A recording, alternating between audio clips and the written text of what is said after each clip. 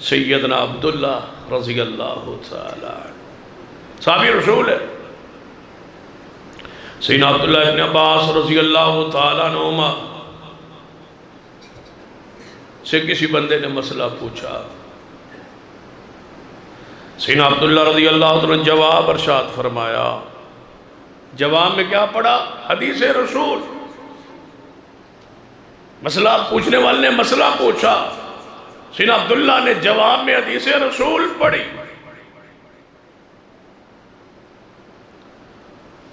اور سائل کا، سوال کرنے والے کا جواب سنی۔ فرمایا آپ نے حدیث پڑھی ہے، رسول اللہ کا یہ قول مجھے سنایا ہے، ابو بکر و عمر تو ایسے ایسے کہتے تھے۔ آپ کا مسئلہ ٹھیک ہے، حدیث آپ نے پڑھی ہے، لیکن ابو بکر و عمر ایسا کہتے تھے، ایسا فرماتے تھے۔ آپ نے حدیث تو جو پڑھی ہے اس میں ابو بکر و عمر کے قول کی نفی ہو رہی ہے، ابو بکر و عمر تو ایسا فرماتے تھے۔ سیدنا عبداللہ ابن عباس نے فرمایا تجھے اللہ کا ڈر نہیں آتا کہ تجھ پہ پتھروں کی آسمان سے بارش ہو جائے؟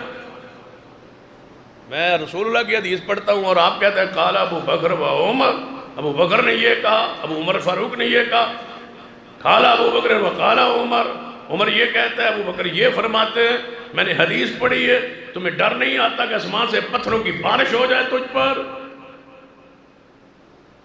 یہ وہ لوگ تھے جن کو اللہ نے بصیرت بخشی، جن کی محبت اعتدال کے راستے پر تھے۔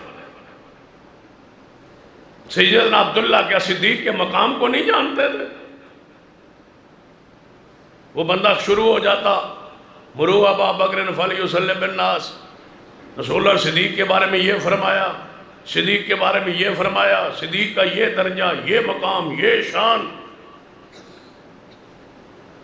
تم تو گھڑی ہوئی حدیثیں پڑھ رہے ہو نا، تو وہ صحیح حدیث پڑھتا رسول اللہ کی، صدیق کے درجے پر، مقام پر، سیدنا عمر کے مقام و درجے پر یہ حدیث ہے، یہ صدیق کی شان ہے، یہ عمر کی شان ہے، اور تم کہہ رہے ہو کہ تم پر پتھروں کی بارش نہ برسے۔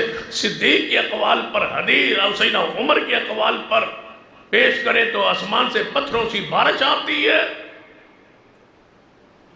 لیکن ان کا منہج درست تھا، صدیق کا درجہ اپنی جگہ، سیدنا عمر کا مقام اپنی جگہ، لیکن ان کے قول کو کس کے مقابلے میں پیش کیا جا رہا تھا؟ جس کو رب نے ساری کائنات کے اندر بڑا بنایا، ورفعنا لک ذکرک۔ جس طرح محمد کی ذات جیسی کسی کی ذات نہیں ہے، اس طرح میرے محمد کی بات جیسی کسی کی پھر بات بھی نہیں ہے۔ یہ درجہ ہے رسول اللہ۔ صحابہ جانتے تھے